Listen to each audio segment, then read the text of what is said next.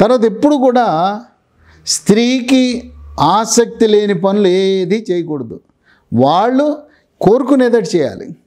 తర్వాత నీ పురుషాంగము ఆ స్త్రీ చేతికి ఇచ్చేయి. ఆ పురుషాంగాన్ని ఒక బొమ్మలా ఆడుకుంటుంది.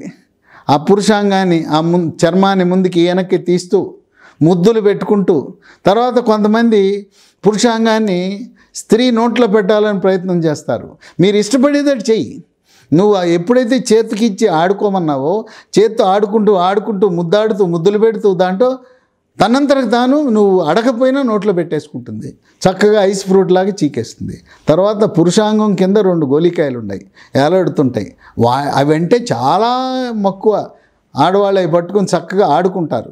ఆటలు ఆడుకున్న తర్వాత ముద్దాడి వాటిని ప్రేమించి, ఆ పురుషాంగాన్ని ఆ గోలికాయల్ని ప్రేమించి ముద్దాడి ఐస్ ఫ్రూట్ చీకి ఇక అప్పుడు చూసుకో. అప్పుడు పురుషాంగాన్ని తీసి యోనిలో ప్రవేశపెట్టాలి.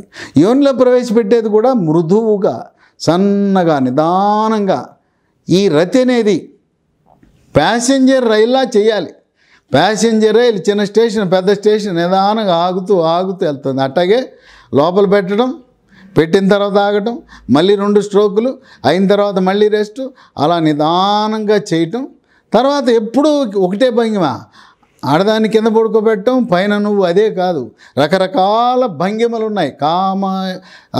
వాత్సాయన కామశాస్త్రంలో చెప్పిన ఎన్ని భంగిమలు ఉన్నాయో అన్ని భంగిమలు ఉపయోగిస్తే చక్కగా మన దారికి వస్తుంది. కనుక ఈ స్త్రీలు ఆసక్తి చూపించట్లేదంటే మీరు ఫోర్ ప్లే చేయటం లేదు. నువ్వేదో నీకు రెచ్చిపోయావు, నీది లేచింది, యోనిలో పెట్టేశావు, కార్చేసావు, మెత్తబడిపోయింది. వాళ్ళకి భావప్రాప్తి కలగదు కదా. స్త్రీ రెచ్చిపోయినప్పుడు యోనిలో రసాలు ఉత్పత్తి అవుతాయి. ఆ స్థితికి తీసుకెళ్ళిన తర్వాత 15 నిమిషాలు కంపల్సరీ, 20 నిమిషాల వరకు ఈ ముద్దు ముచ్చట ఫోర్ ప్లే చేసిన తర్వాత రతిలో పాల్గొనండి. ఎలాంటి మహిళను, ఎలాంటి ఆడపిల్లను నీకు ఎలా మలుచుకున్నావో నీకు అర్థమవుతుంది. ఇది సహజం. ఆడపిల్లలకి ఇవన్నీ తెలవు, మనం నేర్పించాలి. పురుషాంగాలు, స్త్రీ జననేంద్రియాలు ఇద్దరు కూడా ఒకరినొకరు వాటి స్పర్శ, చేతికి పని, నోటికి పని, నాలుకకు పనివు ఎలా ఉంటుందో చూడు. రంజుగా ఉంటుంది, సూపర్గా ఉంటుంది. నువ్వు ప్రయత్నం చేసి చూడండి, మీకే మీ అనుభవాన్ని మీరే గమనిస్తారు మార్పు అనేది.